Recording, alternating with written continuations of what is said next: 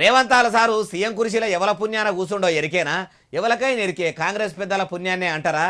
కాదు కాదు, ఆయన గారు సీఎం అయింది కమలయ్యల కష్టంతోనట.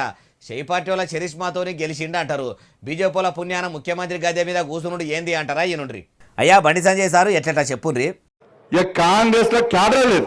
రేవంత్ రెడ్డి ముఖ్యమంత్రి ఎట్లయినానా మన వల్ల మనం కొట్లాడితే ముఖ్యమంత్రి ఆయన అయ్యాడు. అయ్యా బండి గారు, అంటే కారు పార్టీ లీడర్లు మొత్తుకుంటున్నట్టు కాంగ్రెస్ పార్టీ కమలం పువ్వు పార్టీ రెండేరా?